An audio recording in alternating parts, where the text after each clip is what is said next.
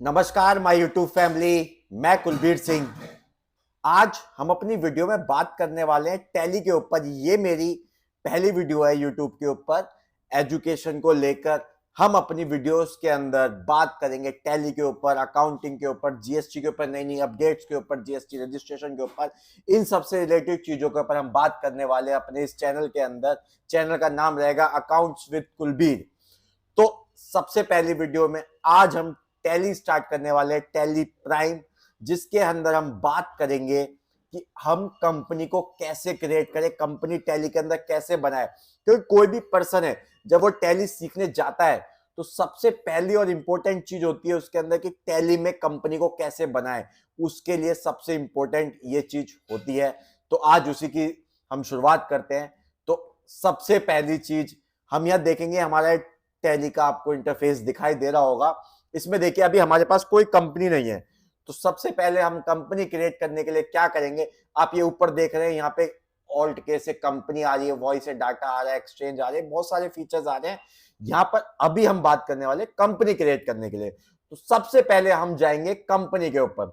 आप इसको ऑल्ट के थ्रू भी जा सकते हैं या डायरेक्ट माउस के कर्सर से भी जा सकते हैं, लेकिन मैं बोलूंगा अगर आप टैली चलाना चाहते हैं, टैली सीखना चाहते हैं, तो टैली चलाते हुए माउस का बिल्कुल भी यूज ना करें, क्योंकि टैली में कीबोर्ड ही यूज करें, माउस को बिल्कुल छोड़ दें। तो हम कीबोर्ड के थ्रू ही जाएंगे, शॉर्टकट कीज के थ्रू हम बात करेंगे। अब यहाँ पे देखिए इसकी शॉर्टकट की क्या लिखी हुई है, के, और लेकिन उसके नीचे आप देखेंगे ना एक डैश लगा हुआ है। तो इस डैश का क्या मतलब है, के है, अगर आपका कोई डैश या कुछ नहीं, सिर्फ वर्डिंग लिखी हुई तो हम सिर्फ वो वर्ड दबा देंगे। लेकिन अगर के नीचे डैश लगा हुआ है तो इसका मतलब है ऑल्ट के साथ के दबाना, ऑल्ट प्लस के, ये चीज होती है। अब यहां पर आप देखिए ये चीजें देख रहे हैं आप, create company, select remote company, specify path, select drive. तो हम यहां से जाते हैं, हमारा कर्सर जो है ये देखिए क्रिएट कंपनी पर है, तो हम क्रिएट कंपनी पे जाएंगे और एंटर क्लिक करेंगे। हमने एंटर किया, हमारी एक कंपनी खुलती है। अब आप ये देख पा रहे होंगे यहाँ पर कंपनी डाटा पाथ, इसका मतलब क्या है। आप सबसे पहली चीज समझिए कि जब आप एक कंपनी क्रिएट कर रहे हैं, आप कंपनी के लिए, तो आप अपना डाटा कहां रखना चाहते हैं, ये उसकी लोकेशन बता रहा है। आप मेरी लोकेशन देखेंगे, सी user public Tally Prime data यहाँ पर है। आप इसको चेंज भी कर सकते हैं, डायरेक्ट उस पाथ को कॉपी करके पेस्ट कर सकते हैं, या यहाँ पर जाकर अप कर कर आपका जो भी डाटा है उसके हिसाब से आप इसको चेंज कर सकते हैं। तो हम अभी इसी को रहने देते हैं। अब यहाँ पर हम कंपनी का नाम रखते हैं। कंपनी का नाम क्या रहेगा, हम ऐसे ले लेते हैं, ABC प्राइवेट लिमिटेड, ये हमारी कंपनी का नाम होगा। मेलिंग नेम ऑलमोस्ट सेम होता है कि कंपनी का नाम जो है, जो हम बिलिंग पे चाहते हैं वो चीज हमारी रहे। तो जो कंपनी का नाम है बिल पर भी हम वही चाहेंगे, तो मेलिंग नेम ऑटोमेटिक सेम रखेंगे, मोस्टली केसेस में सेम रहता है। अब यहाँ पर हम बात करने वाले एड्रेस की, कि हम अपना एड्रेस क्या डालें। एड्रेस यहाँ पर होता है आपकी जो कंपनी का एड्रेस है वो यहाँ पर डलेगा। XYZ समझ लीजिए मैं दिल्ली से हूँ, तो मैं अपनी दिल्ली की एक लोकेशन डाल देता हूँ नियर बाय कोई भी, जैसे आप समझ लीजिए साकेत में डाल देता हूँ, साकेत, नीचे में डाल देता हूँ न्यू दिल्ली। अब यहां पर आप चाहें तो पिन कोड डाल सकते हैं, नहीं डालना चाहते तो वो आपके ऊपर है। अगर आप पूरा एड्रेस देना चाहें तो दे सकते हैं। अगर मैं बोलूं यहाँ पर आप पिन कोड अलग से भी दिखा सकते हैं तो वो दिखाना चाहें तो दिखा सकते हैं। उसके बाद न्यू दिल्ली का जो पिन कोड रहेगा 110001, ये ऐसा डमी है, तो ये बिल्कुल उसी में समझिए कि पिन कोड गलत है सही है, ये हमें डमी के लिए हम बना रहे हैं। ठीक है, अब आपकी स्टेट क्या रहेगी, दिल्ली है, तो यहाँ पर आप दिल्ली टाइप करेंगे तो दिल्ली आ जाएगा। अब आपका पिन कोड वही रहेगा 110001। ठीक है, यहाँ पर आप टेलीफोन कंपनी का डालना चाहते हैं, लैंडलाइन नंबर वो डाल सकते हैं। यहाँ पर आप मोबाइल नंबर डाले तो हम डमी नंबर ले लेते हैं, ये हमने ले लिया, ये हमारा हो गया 10 डिजिट का नंबर हो गया। यहाँ पर आप फैक्स डाल सकते हैं, यहाँ पर आप कोई भी ईमेल आई डाल सकते हैं, abc@gmail.com। ये सिर्फ आपको समझाने के लिए आप, लेकिन जब आप अपनी डिटेल्स को फिल करेंगे तो एक्यूरेट सही करेंगे। आपकी जो कंपनी का नाम है, एड्रेस है, जीमेल आईडी है, फोन नंबर, वो एक्यूरेट आप डालेंगे। आपकी कंपनी कोई वेबसाइट है तो वो आप डाल सकते हैं। उसके बाद आते हैं यहाँ पर, ये दो पॉइंट्स, ये जो आप चीज देख रहे हो ना, ये दो चीजों में नए पर्सन को बहुत कंफ्यूजन होती है।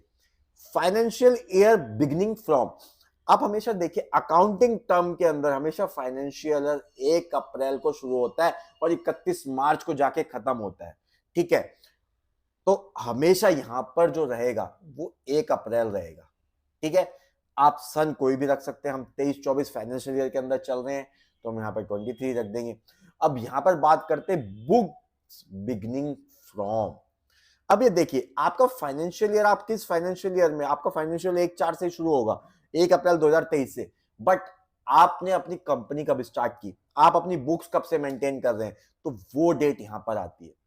यहां पर वो डेट लेंगे। आप मान लीजिए 1 अप्रैल को आपने अपनी फाइनेंशियल डेट डाली, लेकिन आप कंपनी, आपका बिजनेस हुआ 1 सितंबर से स्टार्ट और उसी दिन से आप अपनी टैली के अंदर बुक्स भी मेंटेन कर रहे हैं, तो यहां पर मैं ले लूंगा 1/9/2023। ये हमारा सितंबर हो गया। ये हम कर सकते हैं। यूजुअली बहुत से लोग यहाँ पर सेम ही रखते हैं, वो डिपेंड करता है आपके ऊपर कि आप कैसे रखना चाहें। मैंने आपको दोनों का मतलब बता दिया क्या होता है, तो ये आपके लिए। यहाँ पर हमारी करेंसी हमेशा INR में ही रहेगी क्योंकि हम इंडिया के अंदर वर्क कर रहे हैं। तो ये हो गया, ये हो गया। अब ये हमारा एक्सेप्ट है, हम इसे एंटर कर देंगे तो ये हो जाएगा सेव। जब ये कंपनी हमारी सेव हो जाएगी, हमारी कंपनी बन चुकी है। अब यहाँ पर देखिए आपके बहुत सारे फीचर्स आ रहे हैं। ये मैंने पहले से ही इन चीजों को यस किया हुआ था, तो ये सारे फीचर्स आपके आ गए हैं। बट जब आप स्टार्टिंग में जाएंगे तो ये हमेशा नो होंगे। तो आपको क्या करना है, बैक स्पेस जाना है और इसको हमेशा यस करना है, तो आपके सारे फीचर्स ऑन हो जाएंगे, ठीक है। तो ये अकाउंटिंग टर्म के लिए है, ये आप देख रहे हैं, ये सारी चीजें, ये अकाउंटिंग टर्म है। ये इन्वेंट्री के लिए, टैक्सेशन पार्ट है, ये ऑनलाइन एक्सेस, ये पेरोल, ये अदर, ये सारी चीजें आज हम अभी कंपनी के कैसे बनाते हैं उसके बारे में बात करें। इन सब चीजों के बारे में हम आगे की वीडियोस में धीरे धीरे बात करेंगे। तो अभी हम क्या करते हैं, अकाउंटिंग टर्म में जाते हैं तो मेंटेन अकाउंट करना है, एनेबल बिजनेस डिटेल, ये ऑटोमेटिक, ये जो चीजें ये आपकी ऑटोमेटिकली यस और नो रहती हैं, ठीक है। हम आ जाते हैं सीधा टैक्सेशन के पार्ट में। ये जो टैक्सेशन का पार्ट आप देख रहे हैं, हम डायरेक्ट यहां पर आ जाते हैं, enter enter enter enter enter enter enter करते हुए आप देखेंगे हम यहाँ पे आ गए। अब ये पार्ट में हमारे लिए बहुत इंपॉर्टेंट है, ये फर्स्ट डे से हमें करना है। अगर हमने जीएसटी में रजिस्ट्रेशन लिया हुआ है तो हमें अपनी टैली के अंदर ये सेटिंग करना बहुत इंपॉर्टेंट है। तो अनेबल, आप देख रहे हैं अनेबल गुड्स एंड सर्विस, तो आपका ये यस है। फिर अब हम एंटर करेंगे। जैसे एंटर करेंगे तो यहां पर देखिए आपकी जीएसटी डिटेल वो मांग रहा है। आपका रजिस्ट्रेशन स्टेटस क्या है, एक्टिव है, एक्टिव रहेगा, अच्छी बात है।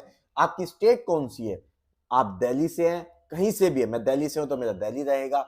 आपका रजिस्ट्रेशन टाइप क्या है, रेगुलर, मोस्टली रेगुलर रहते हैं, कॉम्पोजिशन रेगुलर, एससीजेड, ये कई तरह के रजिस्ट्रेशन टाइप्स होते हैं, इनके बारे में हम आगे बात करेंगे। लेकिन अभी हम रेगुलर को लेते हैं जो नॉर्मली सब कराते हैं। एसएससी अदर टेरिटरी, हम अदर टेरिटरी से नहीं है।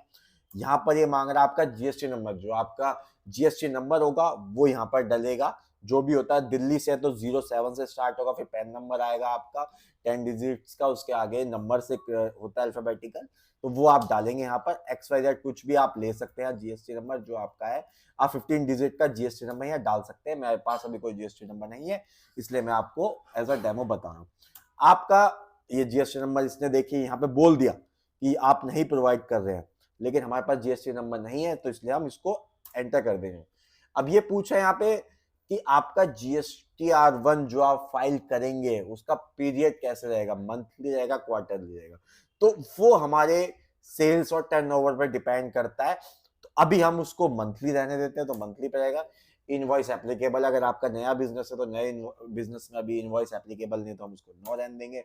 ई वे बिल एप्लीकेबल है, हाँ ई वे बिल हम काट सकते हैं। तो ई वे बिल, क्योंकि जब आप का गुड्स का बिजनेस है, आप ट्रांसपोर्ट से इधर से उधर गुड्स ला रहे हैं, ले जा रहे हैं, सेल्स कर रहे हैं, आपका गुड्स है, मूवमेंट का है, तो वहां पर आपका ये रहेगा एप्लीकेबल। जब से आपने बिजनेस स्टार्ट किया है, जब से आप ई वे बिल में रजिस्टर्ड हो जाएंगे।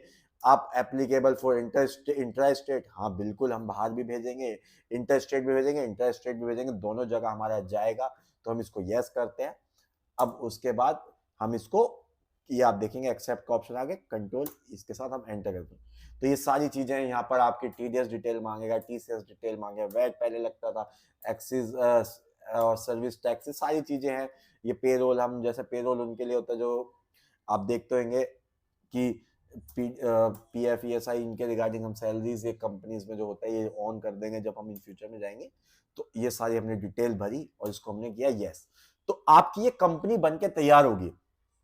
अभी आप देख पा रहे होंगे नो वाउचर फाउंड, मेरा अभी कोई भी वाउचर नहीं, क्योंकि अभी मैंने कंपनी नई क्रिएट की है तो कोई भी इसमें वाउचर नहीं है।